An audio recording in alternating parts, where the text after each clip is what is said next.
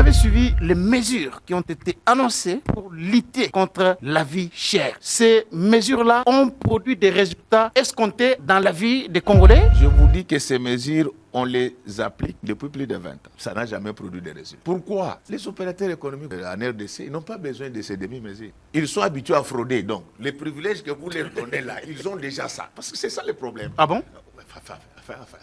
Ce sont les opérateurs qui vont en profiter. Or, la mesure vise l'amélioration du pouvoir d'achat du consommateur. Cette incohérence qui va démolir l'industrie locale, du moins pour les 4 produits que je venais de citer. Le maïs, l'huile de palme, les riz, les sucres. Parce que c'est clair, ça va créer des distorsions. Donc, et le deuxième élément, les opérateurs économiques corrects qui importent, qui déclarent correctement leurs marchandises, mais ils se retrouvent dans les mêmes marchés avec ceux qui fraudent. À ce moment-là, ils deviennent quoi? Et lorsque vous prenez ce genre de mesures, vous allez voir les statistiques des produits bénéficiant de l'exonération vont augmenter. C'est du déjà fait. Les produits cités ici, ce sont des produits beaucoup consommés par les Congolais. Et ils augmentent les prix. Qu'est-ce que le gouvernement peut faire pour qu'il y ait une baisse des prix de ces produits-là si ce n'est pas la suppression de certaines taxes?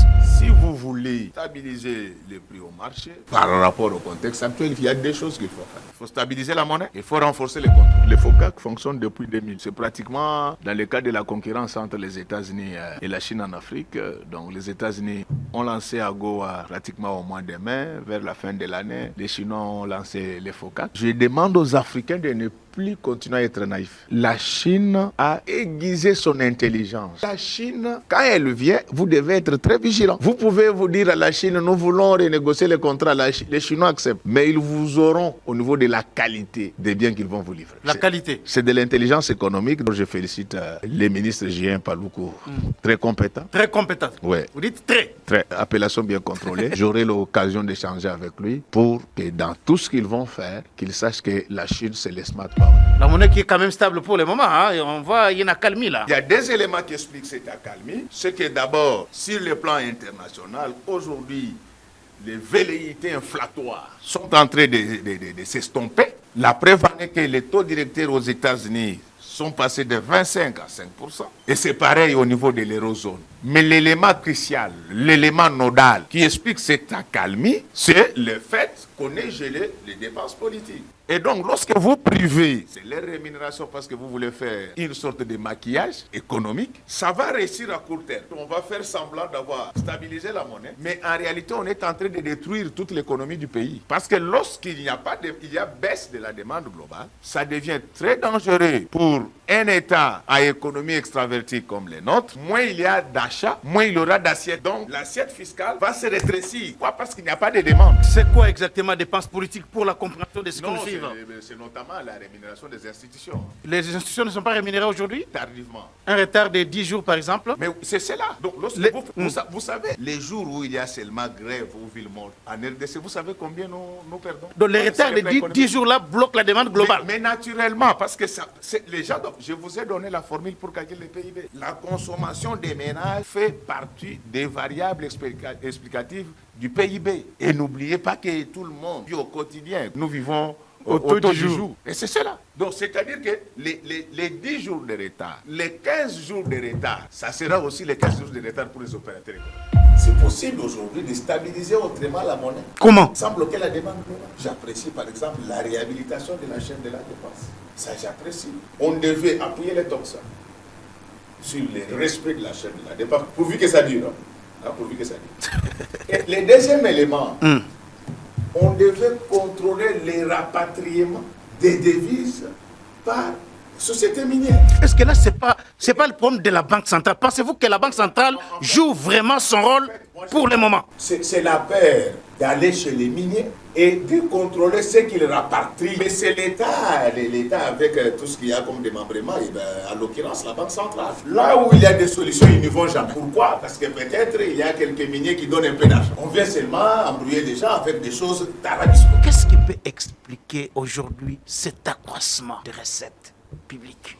On ne peut pas parler de l'excédent des trésoreries lorsque toutes les dépenses n'ont pas encore été effectuées. J'apprécie les efforts qui sont fournis, mais je vous informe que c'est à la reddition des comptes qu'on essaye de voir s'il y a eu mobilisation massifiée de recettes ou pas. Au stade actuel, je ne veux pas entrer dans cette polémique-là, mais je voulais seulement vous faire voir qu'on ne peut pas, dans un état normal, comparer en monnaie locale les recettes de l'année passée aux recettes de cette année, tout simplement parce que le taux d'échange n'est pas le même. On parle de l'accroissement des recettes, la mobilisation est au rendez-vous et le gouvernement s'apprête à déposer un projet de loi des finances rectificative pour l'exercice 2024, lequel est chiffré à 44 410 milliards de francs congolais, soit environ 15,8 milliards de dollars américains. Ça, il faut saluer ça, Godem. Mais vous avez dit qu'il y avait accroissement. Je vous attendais. C'est vous qui avez dit qu'il y avait accroissement des recettes. Oui. Maintenant, vous voyez que nous quittons les 16 milliards pour descendre à 15 milliards. Oui. Vous avez compris. Tout ça, c'est parce qu'on fait des choses de manière nominale. L'économie, c'est du réel. Qu'en 2022, nous avons fait un excédent budgétaire. Pas un excédent de trésorerie. Ce sont des choses différentes. 2 milliards de dollars.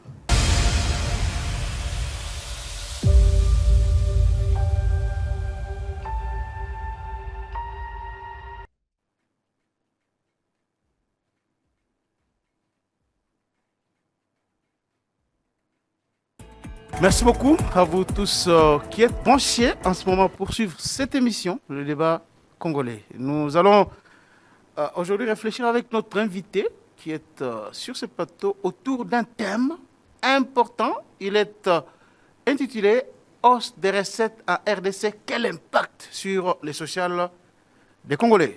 Et plusieurs questions seront passées au peigne fin au cours de cette émission. Alors, sur ce plateau, pour cogiter autour de ces sujets, nous avons le réel plaisir, la joie de recevoir cet homme. Il est professeur d'université. Il enseigne à plusieurs universités en République démocratique du Congo, mais aussi en dehors du pays. Il est économiste, docteur en économie, mais aussi docteur en sciences politiques. Il est théologien. Il a plusieurs casquettes, mais il est aussi député national élu de la circonscription électorale de la FUNA. Il s'appelle bien le professeur Godin Mpoyi Kalima. Honorable Godin Mpoyi Kalima, pasteur Godin Mpoyi Kalima, bienvenue dans cette émission. Merci beaucoup, mon ami Charles Cain. Ça fait vraiment un bon bout de temps qu'on ne vous a pas reçu dans cette émission. Je voulais d'abord vous présenter des excuses. Merci. Du fait de mon indisponibilité. Comme je vous l'avais dit, quand j'allais me dégager, vous savez, sans flatterie aucune, on est très heureux lorsqu'on est en face de vous, vous nous faites réfléchir. Merci. Et il y a toujours une bonne dose du christianisme dans ce que vous faites. Merci. Et je suis content de vous dire que nous apprécions la façon dont vous défendez l'Église. Merci. Et il y a des gens, parce qu'ils ont touché à la magie, ou bien peut-être l'éducation, ils ont reçu l'éducation de ne pas respecter les autres, qui s'attaquent aux pasteurs, notamment notre père, le grand apôtre Léopold Mutombo. Je vois à chaque fois, vous défendez l'Église. Nous en sommes fiers, mais il faut dire à ceux de vos amis qui importunent le pasteur qu'ils sachent quand même que l'Église du Congo a des pasteurs de grande valeur qui sont plus instruits que certains premiers ministres. Un peu d'égard. Ici, je parle comme président du Haut Conseil des Églises, j'ai levé l'option de défendre l'honneur des pasteurs. Nous allons mettre nos avocats à contribution parce que c'est anormal. Les gens qui volent l'argent, là, qu'est-ce que vous faites? C'est vous qui les défendez parce qu'ils vous donnent l'argent. Alors comment on peut même... Pour peu qu'on ait été éduqué, comment vous pouvez insulter quelqu'un comme l'apôtre majeur Léopold Mutombo? Vous l'avez déjà trouvé dans des polémiques? Beaucoup de gens l'ont insulté. Si vous l'avez vu, répondre une seule fois. Mais comment certains produits de la faveur, produits de la tricherie, produits de la corruption, peuvent se permettre d'importuner l'Église de cette façon-là. Donc, je tenais à vous le dire de vive voix, nous apprécions. Alors, Et nous allons nous organiser pour défendre l'honneur des pasteurs dans cette Église. Si ça continue, nous allons sortir plus de 5 millions de fidèles dans les rues de Kinshasa. Et moi, j'en ai les moyens. Qu'on apprenne à respecter le pasteur en République démocratique du Congo. Ça, je sais que chez nous, la culture de respect n'existe pas au Congo, mais nous, les pasteurs, nous allons nous faire respecter. Que les gens ne pensent pas que le fait d'être pasteur, ça fait de nous les plus faibles de la terre.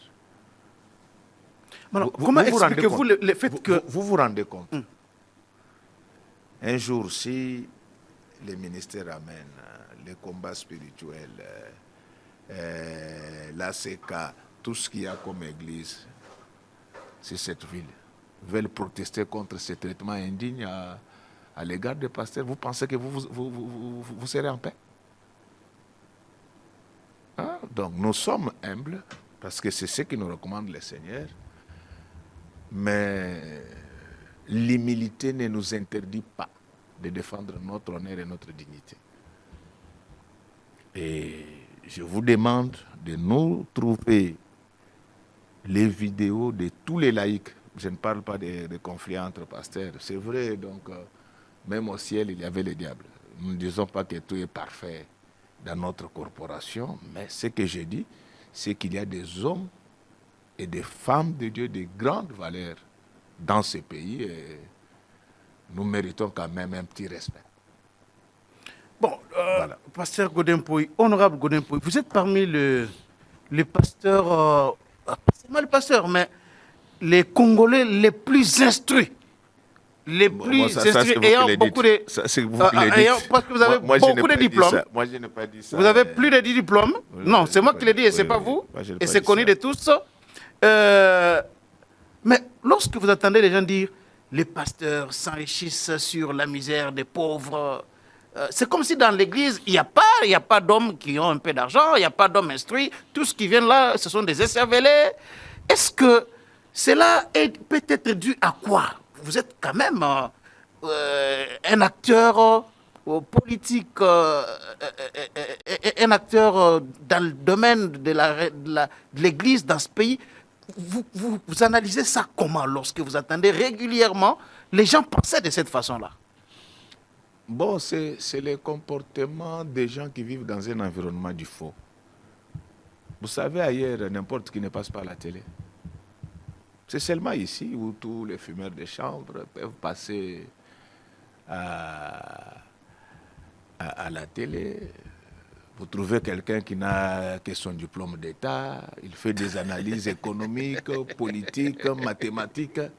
Qui n'a que son diplôme d'État. Alors, ce sont des choses comme ça. Donc, et vous savez, ces genres de personnes-là, ils pensent que ce qu'ils ne connaissent pas n'existe pas. Hein, je ne dis pas à moi que je suis plus intelligent que les autres. Donc, c'est les pays. Ailleurs, vous suivez France 24. Vous avez déjà vu un imbécile passer sur France 24?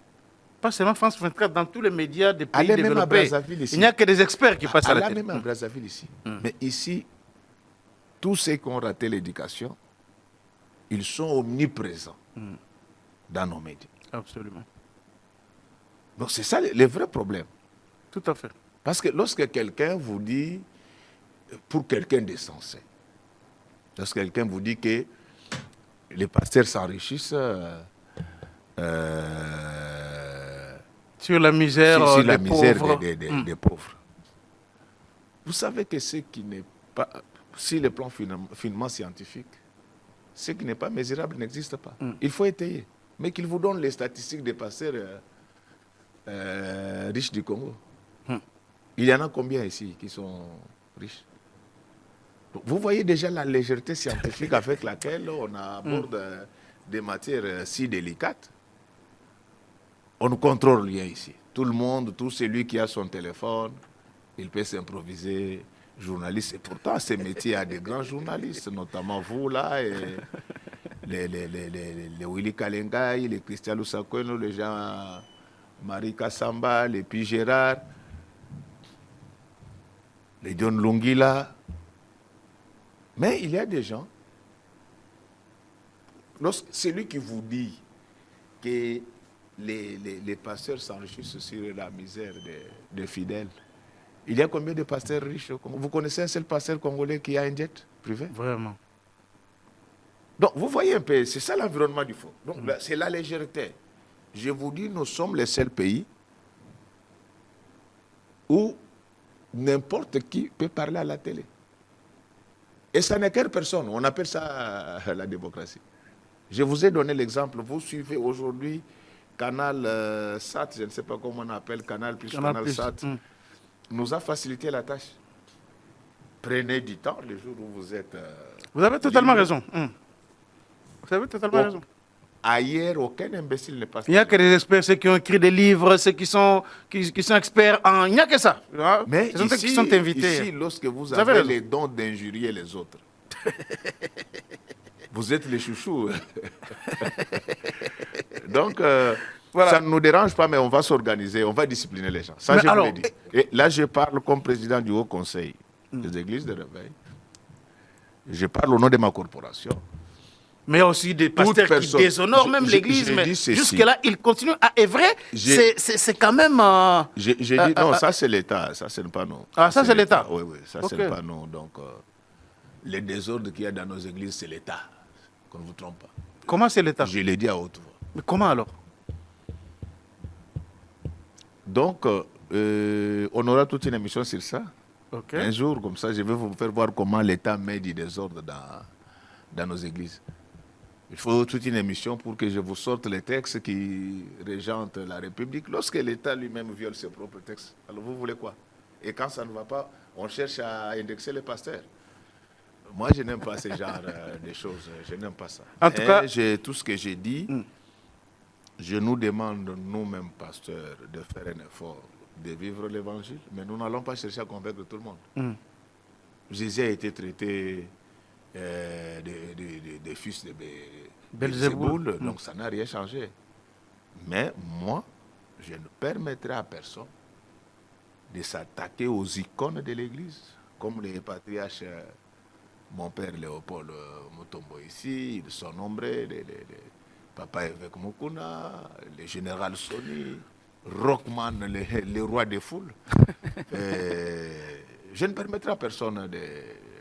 Nous sommes en train de nous organiser, nous mettrons nos avocats sur tous ces dossiers pour que... Je sais que chez nous, le respect ne dit rien aux gens. Mais nous allons discipliner quand même les gens. Très bien, merci beaucoup. Ça, c'est le pasteur qui parlait. On prend aussi le professeur Godempoï. Première question, vous avez suivi les mesures qui ont été annoncées par le gouvernement congolais pour lutter contre la vie chère. Avez-vous l'impression aujourd'hui que finalement, ces mesures-là ont produit des résultats escomptés allant dans le sens de l'amélioration de la vie des Congolais? Merci beaucoup. J'apprécie surtout votre façon de poser des questions. Vous savez, moi je suis actif dans la vie économico-financière de ce pays depuis plus de 30 ans. Wow. Donc, je ne dis pas que je suis plus intelligent que les autres, mais la seule certitude, c'est que j'ai beaucoup d'informations sur l'économie congolaise. Et généralement, je ne dis pas toujours, généralement tout ce que je dis arrive. Je vous avais parlé, êtes un prophète économique en quelque sorte. Comme vous voulez. Donc, en 2012, je vous avais parlé de cette TVA mal conseillée, très mal appliquée. Aujourd'hui, il y a une réforme qui est déjà amorcée par rapport à la TVA. On placera un bon aimant par rapport à ça. Je vous poserai une question en relation avec ça. Ce sont des choses que nous avons proposées depuis 2012. Donc, il n'y a pas une réforme. Donc là, ça, ce sont des choses que nous avons proposées depuis 2012. Même ce qui est en train de se faire maintenant, ce n'est pas une réforme? Vous avez dit que j'étais docteur en sciences politiques, donc j'ai étudié les politiques publiques. Je connais la différence entre une réforme structurelle et des colmatages conjoncturels. Ça, ce sont des colmatages, ce qui se fait maintenant. Non, ça c'était déjà amorcé. Donc la facture normalisée, nous y Oui. travaillons depuis plus de 5 ans. On va en parler. Et On va revenir là-dessus. Renseignez-vous, Hmm. très modestement. Oui. Renseignez-vous, demandez, rencontrez votre collègue à PAM que je À salue. Popane, Oui, il vous dira que c'est votre humble serviteur qui avait proposé cette réforme-là depuis 2012. Donc il ne faut pas induire la population en erreur. Et si vous voulez parler des réformes, nous sommes un peu outillés pour en parler. Donc on ne confonde pas des choses. Il y a des colmatages conjoncturels, il y a des réformes structurelles, il y a des réformettes. Donc c'est tout un cours. Il ne faut pas qu'on puisse continuer à abrutir la population comme ça. On va revenir donc, sur la TVA. Et donc, tout ce que nous avons dit sur la TVA, depuis 2012 est arrivé. Tout ce que nous avons dit sur Boukangalonzo est arrivé. Je vous avais dit sur ce plateau que le fait de baisser robotiquement les prix des billets d'avion, Robotiquement. on avait détruit Congo Airways. Aujourd'hui, vous ne verrez plus Congo Airways dans les airs. Non, c'est dû à la réduction des billets. Je vous l'avais expliqué. Parce que vous faites des choses de manière sentimentale. Je vous avais dit que vous ne verrez pas les chinchards ici. Donc, il y a eu plusieurs choses. On ne dit pas que nous, on est plus intelligents que les autres, mais on fait un effort pour se ressourcer chaque jour. Et s'agissant des mesures, Oui. je vais commencer d'abord par ce que j'ai apprécié. Et je viendrai sur ce que j'ai désapprécié après. Sur ces mesures, l'inicité du compte... L'inicité des comptes du Trésor a été vraiment la meilleure chose que nous réclamons depuis 2015. Parce que lorsqu'on a créé des sous-comptes à la Banque centrale, nous alertions les autorités de l'époque pour leur faire voir que cela empiétait la transparence dans la gestion des finances publiques. À titre illustratif, lorsqu'on fait la paye, il y a toujours un sous-compte qui gère la masse salariale. Et après la paye, généralement, il y a toujours un solde. Généralement, il y a un solde. Débitaire, comme nous sommes au niveau du compte 52. Et cet argent qui reste comme solde, étant donné que ça se trouve sur les sous-comptes, ça ne permet pas en fait, au ministre des Finances de faire une bonne lisibilité ainsi qu'une bonne traçabilité de sa trésorerie. Il était donc nécessaire qu'on puisse rentrer au système qu'on avait toujours eu depuis Mobutu. Donc vous Lequel? L'unicité du compte du Trésor? Oui, oui. Parce qu'à ce moment-là, ça vous permet, donc ça permet au ministre des Finances, lorsqu'il est en train de jouer son rôle d'ordonnateur général, de savoir ce qu'il y a dans la caisse. Ça a été supprimé à un moment donné, hein? Oui, oui. On n'avait pas supprimé, mais on avait créé plusieurs sous-comptes. Alors, et oui. ces plusieurs sous-comptes, à l'époque, ça a été une source de détournement. OK. Et nous alertions déjà en 2015 que ce système n'était pas bon. Et lorsque notre gouvernement actuel revient là-dessus et sonne fort, nous sommes les plus heureux. Ça, vous avez apprécié? À titre illustratif, comme ces sous-comptes sont gérés généralement par les banques commerciales, lorsque l'État, donc par la Banque centrale, lance les bons du Trésor, en fait, les bons du Trésor, ce sont les titres que l'État vend lorsqu'on cherche notamment à aspirer la surliquidité monétaire. À ce moment-là, qu'est-ce que les banques commerciales faisaient? Ils prenaient l'argent de l'État qui était dans ces sous-comptes, qu'ils prêtaient à l'État, et l'État, à son tour, remboursait cet argent avec intérêt. Donc, une histoire de fou. Ça, c'est inimaginable, là. Oui. Et donc, là, j'approuve. Mais maintenant, j'aborde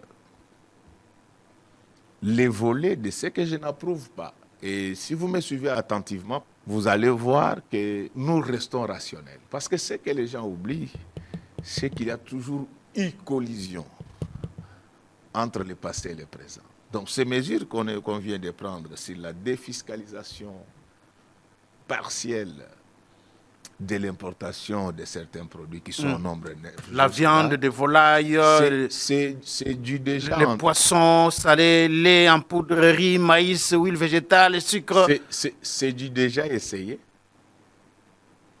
C'est du déjà fait. Quand? Par qui? Depuis plus de 20 ans. Même le gouvernement qui est sorti, qui est parti avant. Moi, je ne parle pas des gens, donc ça vous... Non, le gouvernement Sama qui vient de sortir. Le gouvernement précédent avait pris les mêmes mesures, on n'a pas eu tous ces résultats. Bien avant ce gouvernement-là, tous les gouvernements, parce que je vous ai dit, très modestement, que je suis dans l'activité économique. Depuis plus de 30 ans. Depuis plus de 30 ans, comme scientifique et praticien. Mais comment on peut... Et écoutez un peu... là où les bas blessent. Vous avez cité ces produits-là. Il y a du sucre. Il y a l'huile de palme. Le maïs, l'huile végétale. Oui. Lait en poudre, les poissons salés, la viande de volaille, la viande tout court. Il y a du riz. Donc, lorsque vous défiscalisez ces biens importés, qu'est-ce que vous faites de la production locale? Parce que les biens importés coûteront théoriquement, coûteront moins cher sur les marchés. Mais maintenant, qu'est-ce que vous faites de la production locale à ce qui concerne le sucre, le riz, l'huile de palme, les maïs? Vous créez des distorsions économiques. Mais si notre production n'est pas vraiment à mesure de satisfaire la consommation, la demande. D'après votre entendement, donc, comme notre production est insignifiante, il faut la détruire. C'est bizarre ce que vous dites. Or, au niveau de la production locale, il y a une main-d'œuvre.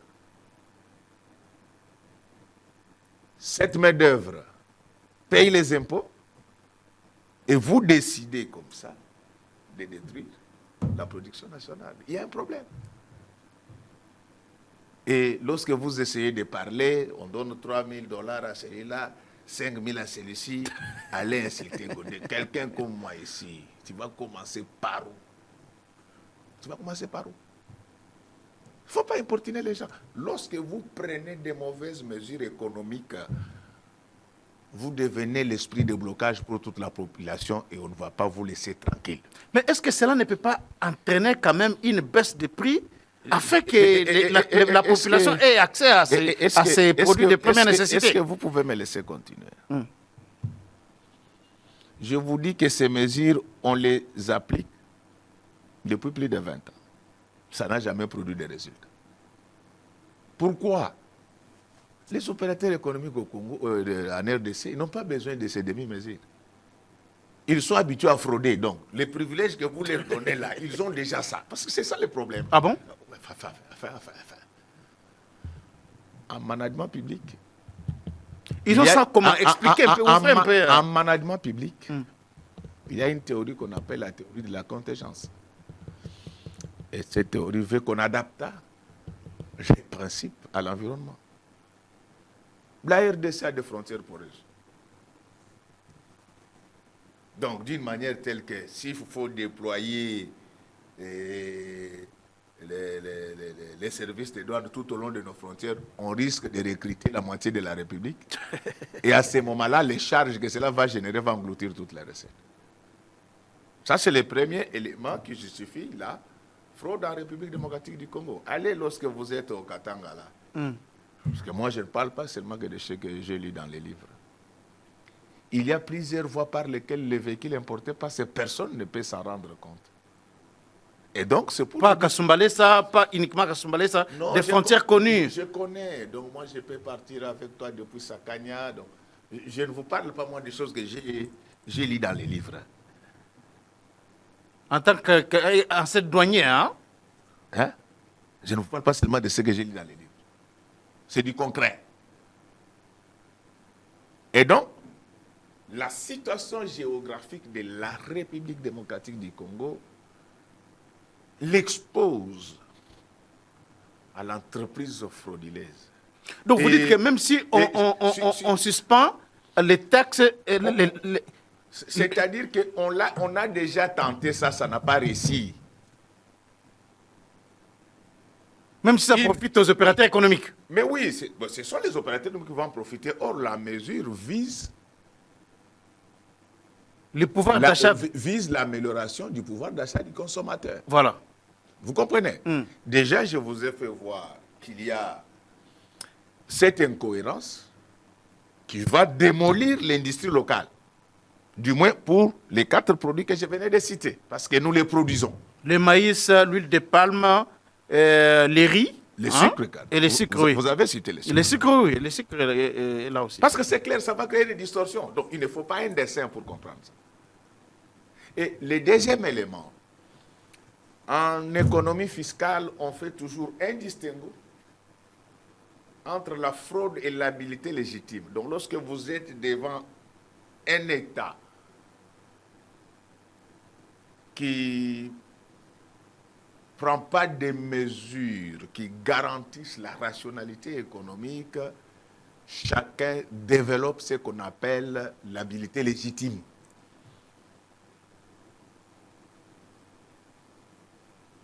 Et c'est cela, parce qu'il y a des gens, il y a des opérateurs économiques corrects qui importent, qui déclarent correctement leurs marchandises. Mais ils se retrouvent dans les mêmes marchés avec ceux qui fraudent. À ce moment-là, ils deviennent quoi? Et lorsque vous prenez ce genre de mesures, vous allez voir les statistiques des produits bénéficiant de l'exonération vont augmenter. Dans les jargons, on appelle ça virus. Tout celui qui va importer les habits, il va importer, il trouverait une rubrique pour les sucres, pour les maïs, et évidemment, il va s'organiser. Il va s'organiser quand même pour que dans l'envoi, qu'il ait n'infisque une quantité infime de ces produits qui ont été allégés, mais dans sa déclaration, c'est à cette ligne tarifaire qu'il donnera plus de pondération. Mais alors, et du coup, ça aura des répercussions négatives sur les recettes douanières. Et là, si les amis de la DGDA sont encore super lucides, ils doivent réclamer la baisse de leurs assignations budgétaires. Parce qu'ils risquent d'être mal jugés au motif qu'ils n'ont pas atteint de performances. Et pourtant, c'est le gouvernement lui-même qui a défiscalisé. Et donc, vous comprenez que c'est du déjà fait. Je vous donne un deuxième exemple. Lorsque vous le veillez, vous dites que les sociétés commerciales également doivent revisiter leurs tarifs. Mais je ne sais pas ce que nous faisons dans ce pays. Le 7 juillet 2008, les entreprises publiques ont été transformées en sociétés commerciales. Et à ce titre, elles doivent fonctionner comme toutes les autres entreprises privées et ainsi demeurer compétitives sur les marchés. Donc, lorsque vous prenez une décision, vous dites par exemple que la CEV, ça change tellement, donc je préfère parler de la R20 parce que ça c'est très connu. Même si elles ne sont pas encore compétitives, ces sociétés en question. Je te donne un exemple. Baroque, télégraphique, bancal. Lorsque vous dites que la CVM doit revoir à la baisse son tarif, c'est la CVM qui fait le dragage du fleuve. Lorsque vous privez la CVM de ses moyens, qui va faire le dragage du fleuve, et comment les bateaux vont ramener les marchandises au port. Et pourtant, nous sommes dans une économie extravertie. Est-ce que c'est cohérent? Et donc, nous devons tous faire un effort pour que nous puissions voir au-delà du bout de notre regard. Les questions économiques sont polygonales. Donc, vous ne pouvez pas vous réveiller, prendre une décision sans tenir compte des conséquences que cela peut avoir. Je vous donne seulement les cas de la R20. Vous avez donné cet exemple, mais la question demeure. La question demeure. Oui. Les produits que je venais de citer ici, ce sont des produits beaucoup consommés par les Congolais. Et ils augmentent les prix.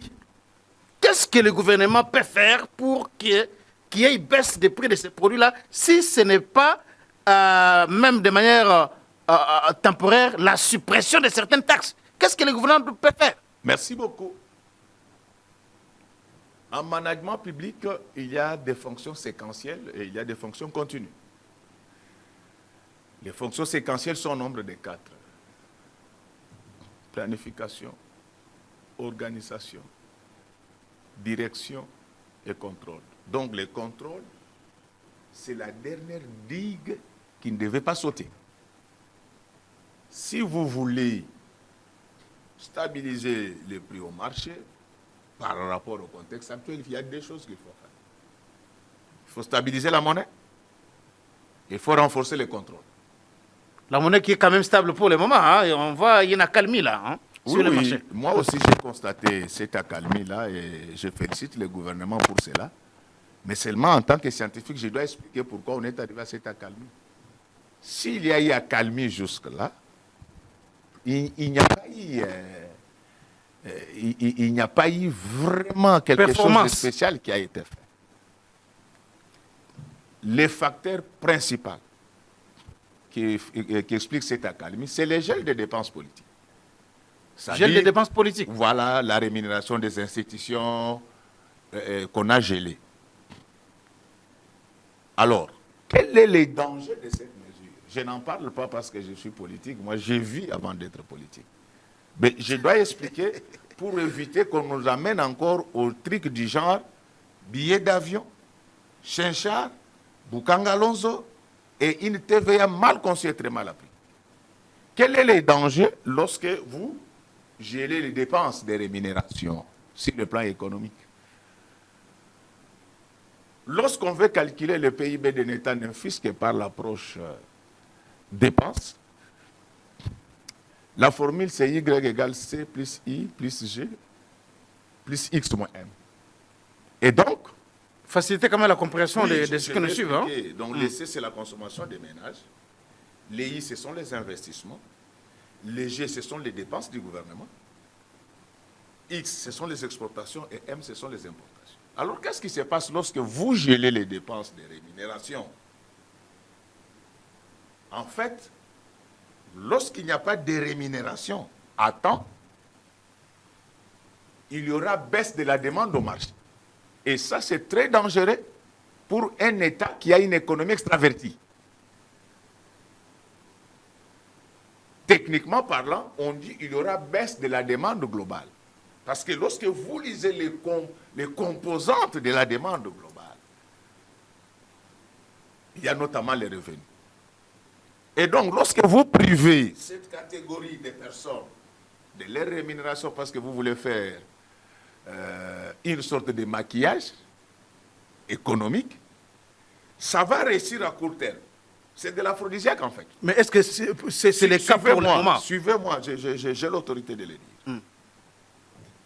Ça va réussir, on va faire semblant d'avoir stabilisé la monnaie, mais en réalité, on est en train de détruire toute l'économie du pays.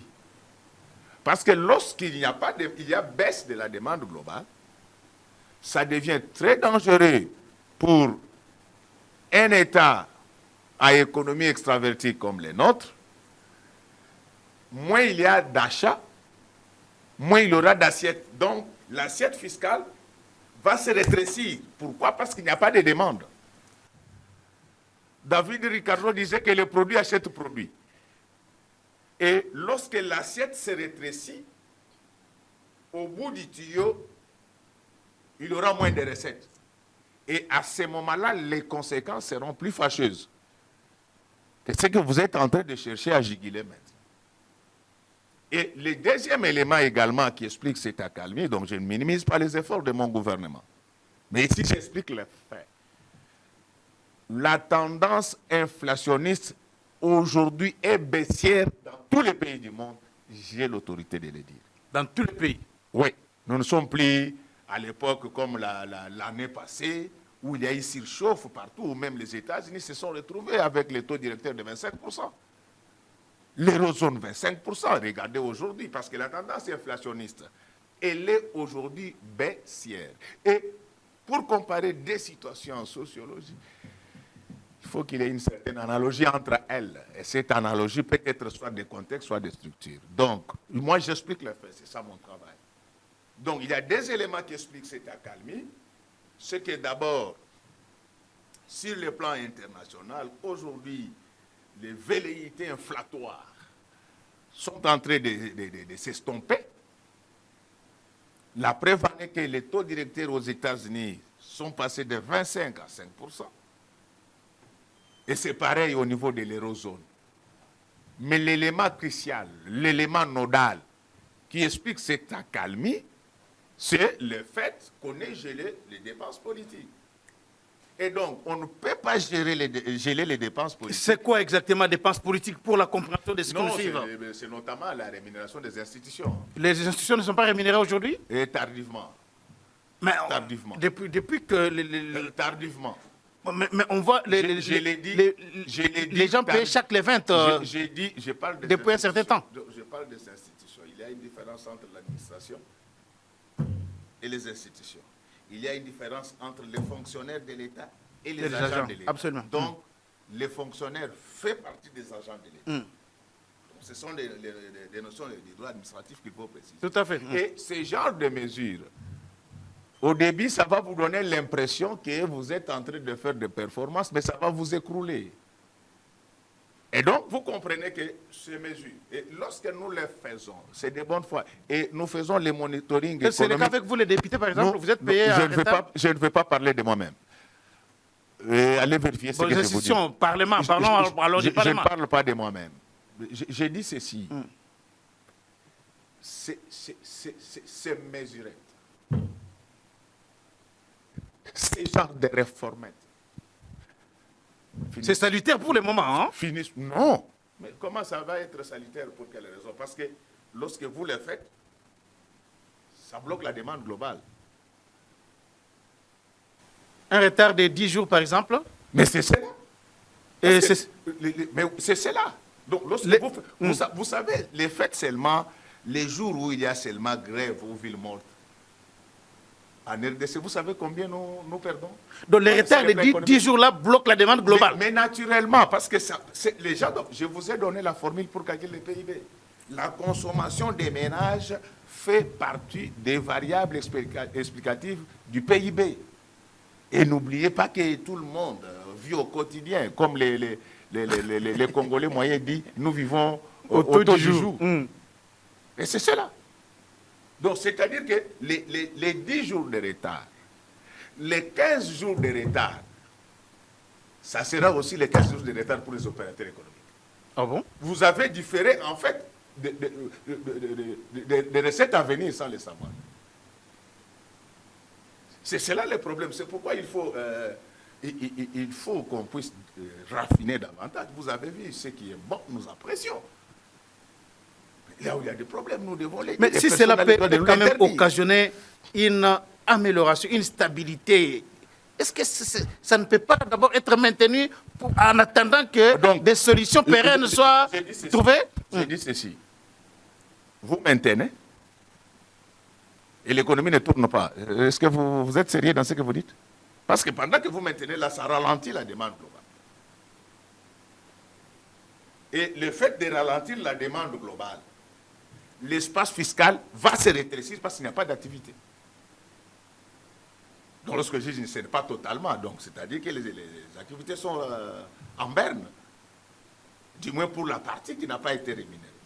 Donc ce sont des mesures qui au bout du bout, s'avèrent économicides. Ce sont des choses qu'on a déjà essayées plusieurs fois. Par contre, ça a été déjà appliqué par le passé.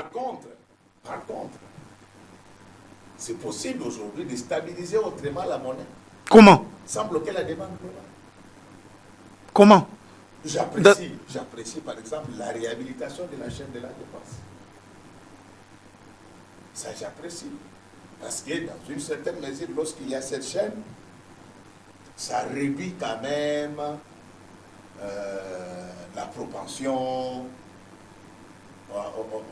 au paiement en mode d'urgence irrégulier. Donc les paiements en mode d'urgence sont légaux, nécessairement pour une catégorie de dépenses. Et vous aurez remarqué que c'est plus quand les dépenses sont faites à mode d'urgence qu'on a eu trop de soucis. Pour cela, je félicite le gouvernement. Donc, on devait appuyer les toxins sur le respect de la chaîne de la dépense, pourvu que ça dure. Hein, pourvu que ça dure. Et le deuxième élément, on devait contrôler les rapatriements des devises par société minière. Est-ce que là, c'est pas le problème de la Banque centrale? Pensez-vous que la Banque centrale joue vraiment son rôle pour le moment? Je parle de l'État. Oui, mais ça, vous savez que ça s'entre dans la compétence, notamment de la Banque centrale qui devait suivre... Si par absurde, la Banque centrale ne joue pas ce rôle-là, qu'est-ce que l'État attend? L'indépendance de la Banque centrale, c'est par rapport à la politique monétaire.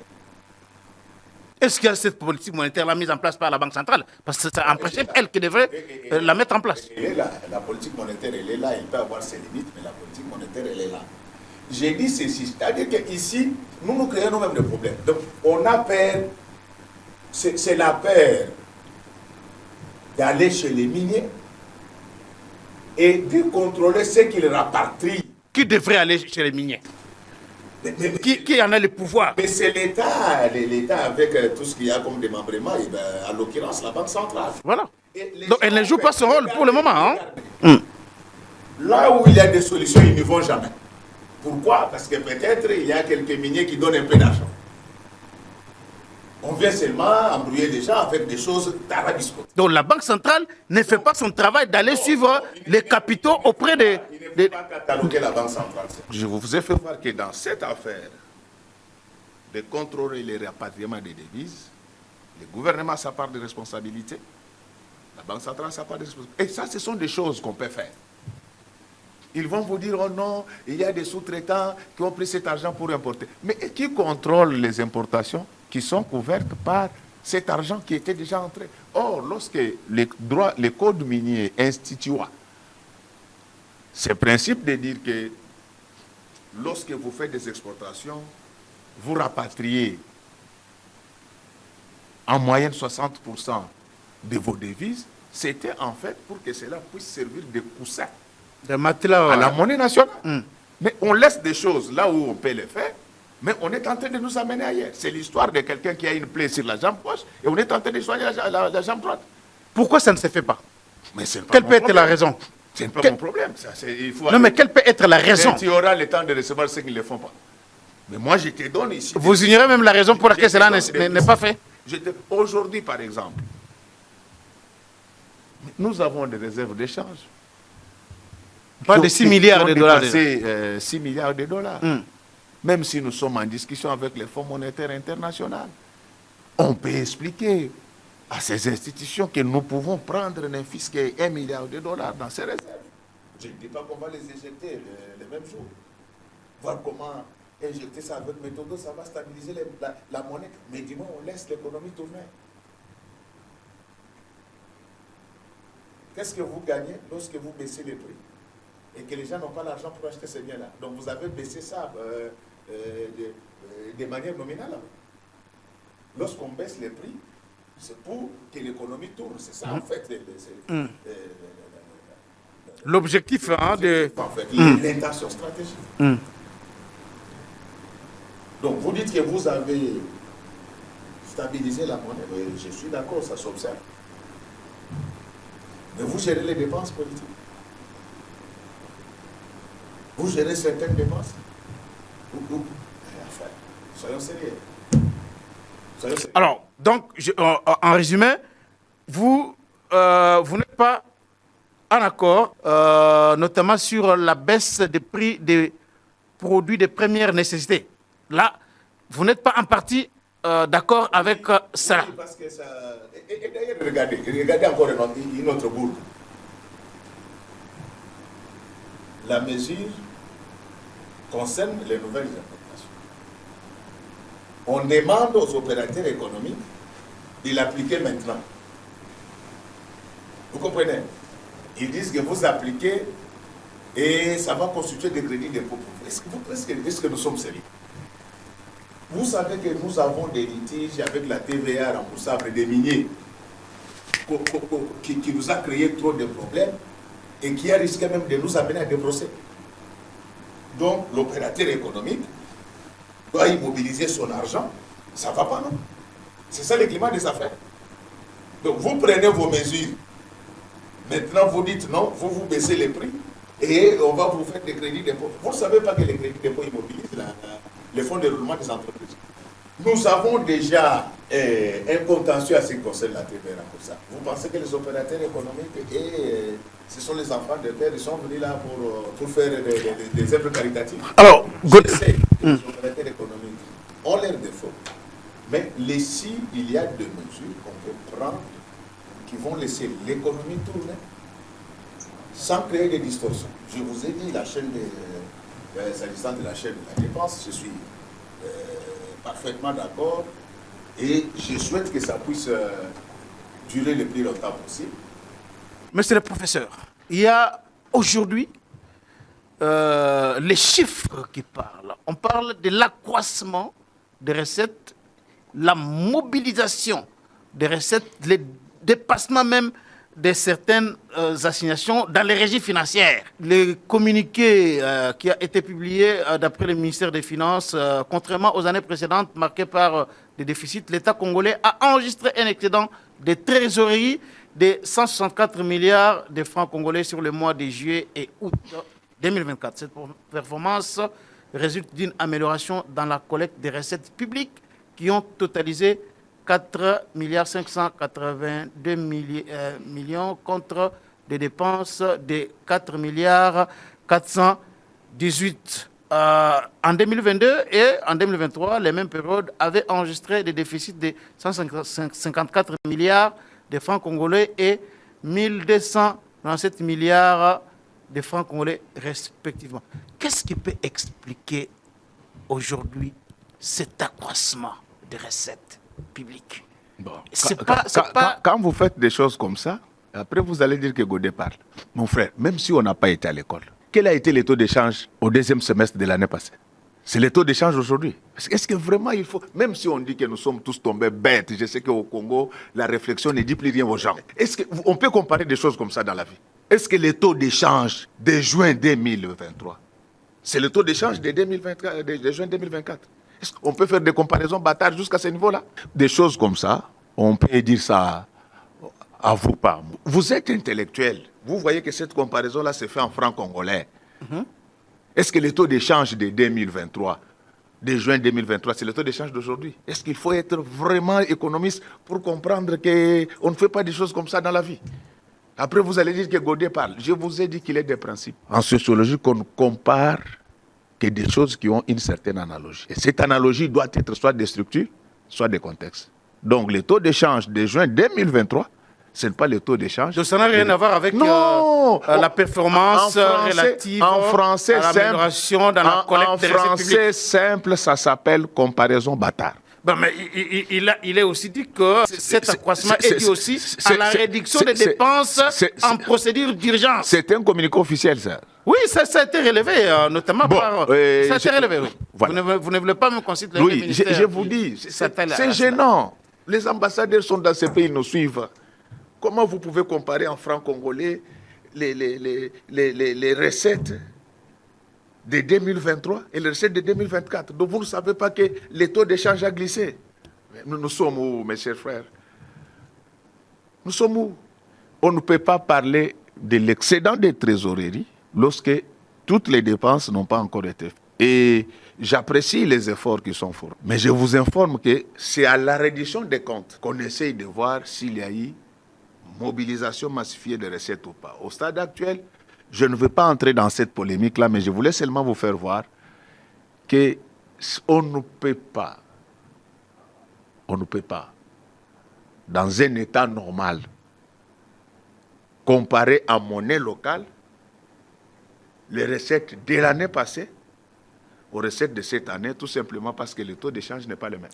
Mais ici, la réduction des dépenses en procédure d'urgence, qui représentaient 33%, ont été réduites aujourd'hui à 12% du mois d'août. Est-ce que ce n'est pas quand même une bonne chose? Je vous ai dit que j'encourage ça et il y a plus de mois, j'avais fait un tweet pour recommander à mon gouvernement, à notre gouvernement que nous aimons tous, de rationaliser la procédure de décaissement des fonds. Et j'en suis fier aujourd'hui.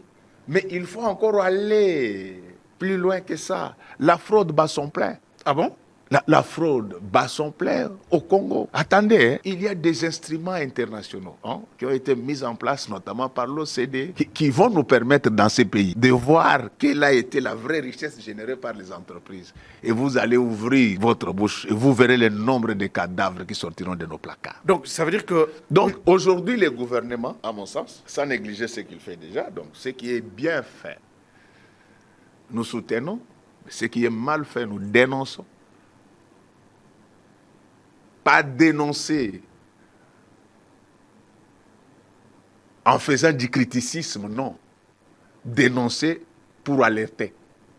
Alors, vous comprenez? Oui. Donc nous ne dénonçons pas par criticisme, mais nous dénonçons en alertant pour qu'on revienne sur la bonne voie. Donc aujourd'hui, si le gouvernement continue avec cette discipline au niveau de la chaîne de la dépense, et que nous combattons sans concession la corruption, et que nous nous organisons pour que les rapatriements des devises soient effectifs et que toute sortie, parce que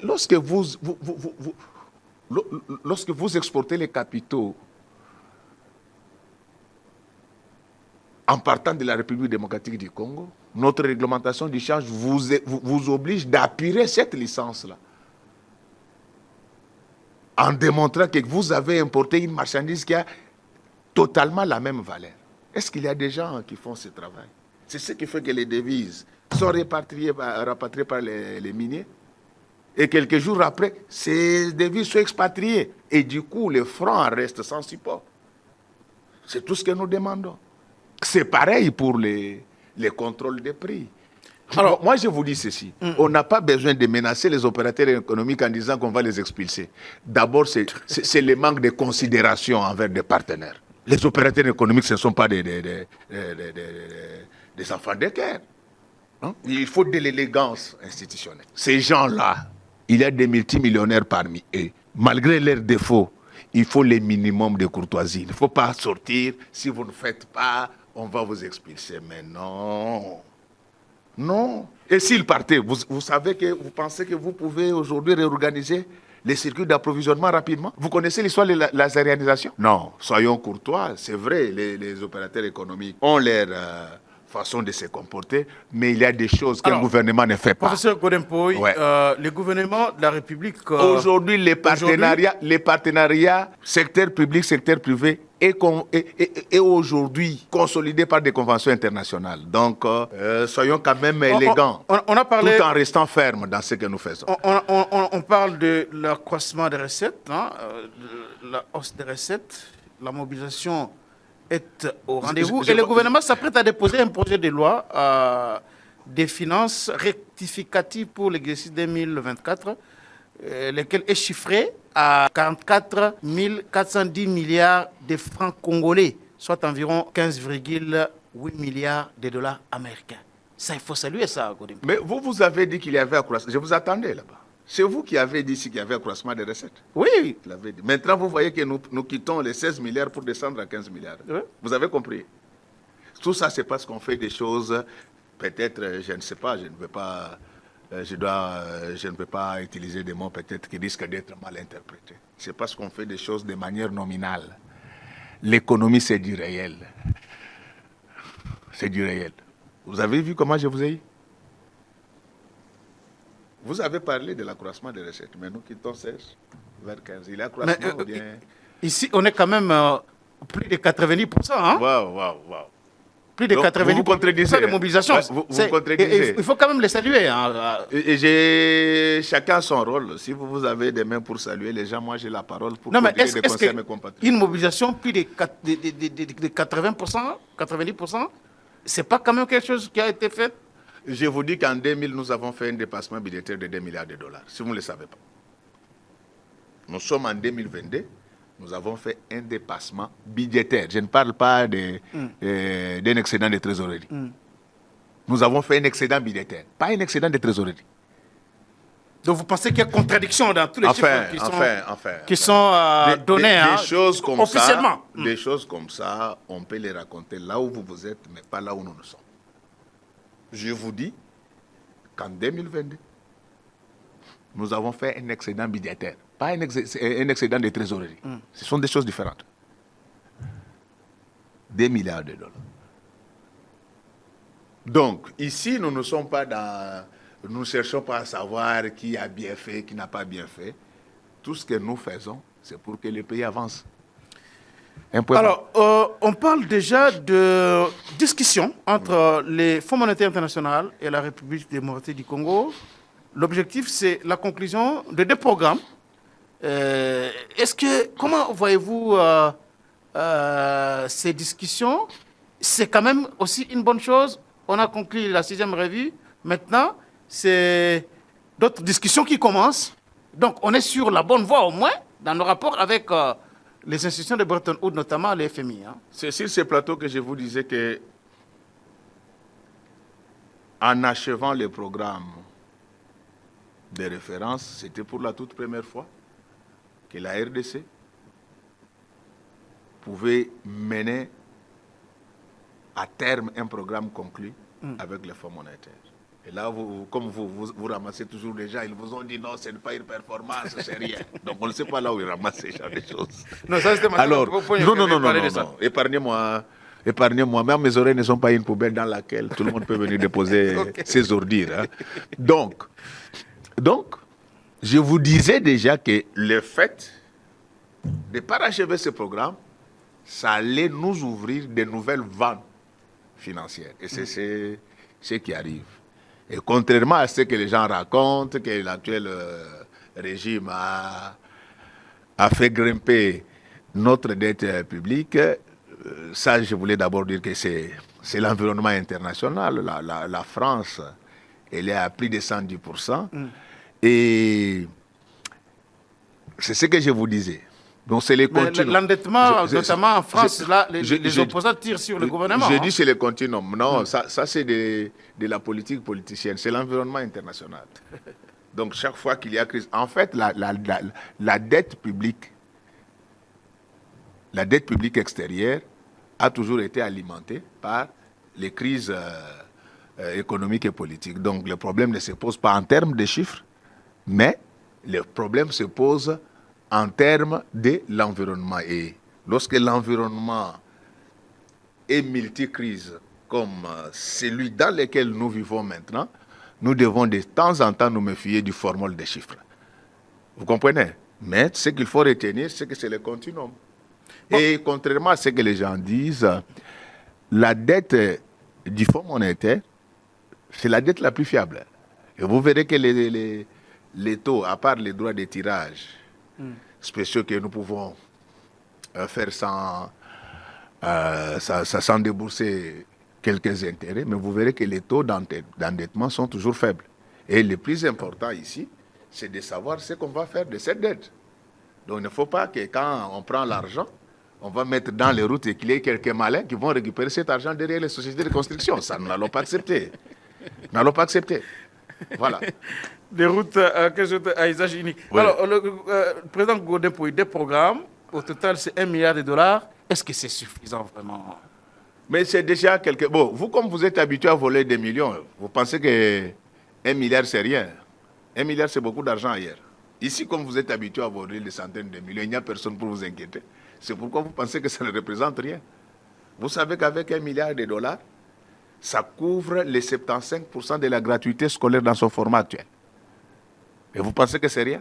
Je ne dis pas que ça sera affecté à la gratuité, mais je veux vous donner ce que cela représente pour l'avenir de notre pays. Alors, Godin Poy, on a vu le président, Félix Tshisekedi, mais aussi d'autres présidents des pays africains en Chine pour la 9e édition du Forum économique Chine-Afrique. Et à la fin, 50 milliards de dollars disponibilisés par la Chine sur 3 ans. Et dans notre pays, c'est pour les continents africains. Dans notre pays, le président de la République a déjà mis en place une structure qui sera piloté par Jean-Pierre Bemba et Julien Paluku, pour réfléchir comment tirer profit de cet argent-là disponibilisé par la Chine pour 3 ans. Pensez-vous que aujourd'hui, sommes-nous en mesure d'avoir une part du lion dans cette cagnotte déjà disposée par la Chine? Bon, Nous devons faire quoi en fait pour avoir accès à ces capitaux? si vous me permettez de le dire, le FOCAC fonctionne depuis 2000. Ok. C'est pratiquement dans le cadre de la concurrence entre les États-Unis et la Chine en Afrique. Donc les États-Unis ont lancé AGOA pratiquement au mois de mai, vers la fin de l'année. Les Chinois ont lancé les FOCAC. Et je demande aux Africains de ne plus continuer à être naïfs. Ah bon? En relation internationale, il n'y a pas d'amis, il n'y a que d'intérêt. Et la Chine a aiguisé son intelligence pour conquérir le monde. J'entends souvent les gens dire, mais les Américains, ils viennent avec beaucoup de conditions. Mais c'est certainement que nous ne faisons pas la même lecture de la vie internationale. Parce que lorsque vous lisez la théorie de la puissance a 3 facettes. Nous avons les hard power, nous avons les smart power, nous avons les soft power. Les hard power, c'est le style américain. Donc quand ils viennent, ils vous disent démocratie, droits de l'homme et consorts. Et ça, les dictateurs africains n'aiment pas. Et la Chine a exploité ce qu'on appelle les smart power. Donc je suis fort parce que je suis intelligent. La Chine, quand elle vient en Afrique... Elle s'en fout des dictatures, des droits de l'homme et tout ça. Oui, mais c'est là ce qu'elle donne. Parce qu'elle considère que la Chine préserve ses intérêts. Donc, la Chine, lorsque vous voyez la Chine venir en Afrique, c'est tout simplement parce que l'économie chinoise aujourd'hui est gourmande en énergie. C'est l'économie la plus énergivore de la planète. Et la Chine est en quête de ressources naturelles supplémentaires. C'est ce qui justifie la présence de la Chine en Afrique. La deuxième raison, la Chine est en train de chercher beaucoup d'alliés pour régler la question taïwanaise au niveau des Nations Unies. Donc ça, les Africains, peut-être, ils sont distraits. Et donc, je voulais d'abord apporter ces précisions-là. Les choses des alliés, hein? Ah oui, parce que j'attends les Africains, ils disent non, les Chinois sont gentils. Mais voilà, ils se disent, mais si vous voulez tuer vos populations, ça ne nous intéresse pas. Nous cherchons l'économie et nous cherchons beaucoup d'alliés sur le plan diplomatique pour récupérer les Taïwan. Et les Africains aiment des choses comme ça. Mais la Chine, quand elle vient, vous devez être très vigilant. Vous pouvez vous dire à la Chine, nous voulons renégocier les contrats, les Chinois acceptent. Mais ils vous auront au niveau de la qualité des biens qu'ils vont vous livrer. La qualité. C'est de l'intelligence économique, donc je demande, et d'abord je félicite les ministres Julien Paluku, très compétents. Très compétents. Oui. Vous dites très. Très. Appellation bien contrôlée. Je sais que j'aurai l'occasion d'échanger avec lui pour que dans tout ce qu'ils vont faire, qu'ils sachent que la Chine, c'est le smart power. Et les 50 milliards, là, ça paraît énorme. Mais c'est énorme, hein? Mais laisse-moi. Vous dites ça paraît, alors que c'est énorme. L'Afrique a 54 États. Bon, parce que le Sahara occidental, ça ne nous intéresse pas pour qu'on puisse parler de 55. Lorsque vous prenez 50 milliards, vous divisez par 54 États, il vous reste combien? Parce que vous avez dit que les milliards de fonds monétaires ne représentaient rien. Donc vous voyez un peu les problèmes des Africains. Vous voyez les problèmes des Africains. Donc les 50 milliards là, ce n'est pas pour nous seuls. C'est pour toute l'Afrique. On peut même dire que non, il y a 36 pays qui seront bénéficiaires. Mais vous verrez que ce n'est pas tellement ce qu'on attend. Mais nous, on est quand même la RDC. Voilà pourquoi je vous ai posé la question de savoir qu'est-ce que nous devons faire pour avoir la part du lion. Hein? La seule chose que j'ai appréciée, c'est lorsque j'ai appris que le président a levé l'option de certifier nos mines. J'en parle depuis 15 ans. C'est la seule chose qui m'a consolé. Parce que lorsque nous certifions nos réserves minières, ça peut nous permettre de lever les fonds. Imaginez-vous, nous levons 1000 milliards de dollars, engageant bien sûr nos réserves. Sauf que là, s'il faut lever les fonds, il faut un débat national. C'est pour éviter qu'il y ait quelques malins qui vont encore prendre l'argent, mettre sur leur compte, et nos enfants vivront dans la misère. Ça, on ne va pas le permettre. Mais c'est la seule chose qui m'a consolé, le fait de certifier déjà nos réserves minières, c'est un bon début pour l'émergence de la République démocratique du Congo. Alors, Godin Poy, c'est la fin de cette émission, mais je dois vous poser cette question ici. On parle de l'accroissement des recettes, mais quel est l'impact de cet accroissement-là dans les paniers de la ménagère? Qu'est-ce qu'il faut faire pour qu'il y ait amélioration dans le panier de la ménagère? On augmente les budgets, on est parti de 5 milliards, 3 milliards, aujourd'hui on est à 15 milliards ou 16 milliards. En 2024, on sera peut-être à 25, on sera peut-être à 25 milliards. Non, mais jusque-là... C'est vous-même qui avez dit qu'en 2024, il y a une loi restrictive, nous sommes à 15 milliards. Il ne faut pas aller à 24. Oui. En 2024. Oui. Mais 2025, peut-être qu'on ira au-delà. Mais pourquoi il n'y a pas de changement dans les paniers de la ménagère jusque-là? Il faut retenir que le gouvernement avait quand même pris beaucoup d'engagements. C'est notamment la gratuité de l'enseignement. Il y a eu l'explosion des dépenses sécuritaires. Et tout ça, vous avez le PDL 145. Tout ça, ce sont des choses qui ont été faites. Alors, lorsque les gens disent que rien n'a été fait, donc là, il y a quand même des soucis.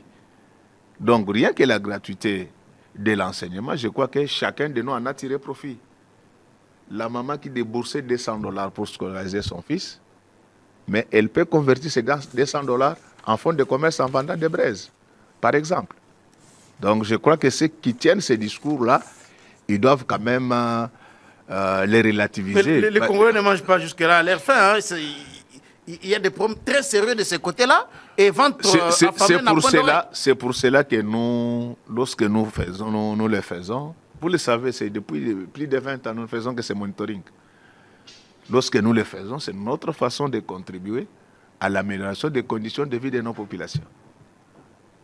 Voilà pourquoi moi et vous, nous sommes là et vous êtes témoins. Si vous avez le temps de révisionner nos émissions, vous allez voir que ce qu'on est en train d'appeler aujourd'hui réforme, ce sont des choses que moi et vous, nous avons déjà évoquées il y a de cela plus de 5, 7, 8 ans.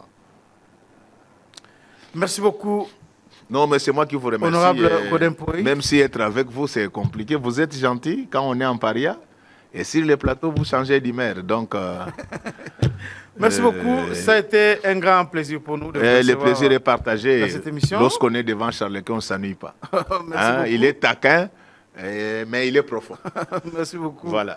Abonnez-vous massivement sur GC Congo. Et il faut, nous précisons ici à l'intention de nos téléspectateurs que nous faisons ça depuis plus de 20 ans. Ce n'est pas maintenant que nous allons arrêter. Et nous le faisons par amour pour notre pays. Et vous aurez constaté que très modestement, souvent ce que nous disons finit par arriver. On vous a dit qu'on avait baissé les prix des billets d'avion. Je vous avais dit que Congo Airways allait disparaître. Aujourd'hui, ça n'existe pas. Quand on vous a parlé de Bukangalonzo, je vous avais dit que le sol là, il est sablonné, vous n'aurez rien. Vous voyez ce qui se passe. Quand on a parlé de la TVA, je vous avais dit qu'elle était mal conçue et très mal appliquée. Vous avez vu. Seulement, je dois féliciter le gouvernement actuel parce qu'eux, au moins, ils sont en train de formaliser ce que nous avons proposé depuis 2012. Et pour ça, je suis content. Merci beaucoup. Merci beaucoup. Donc, je préviens tout le monde que nous ne sommes pas des enfants qu'on manipule. Moi, je suis esclave de la science. Et ce que je dis, je le répéterai même devant un physique.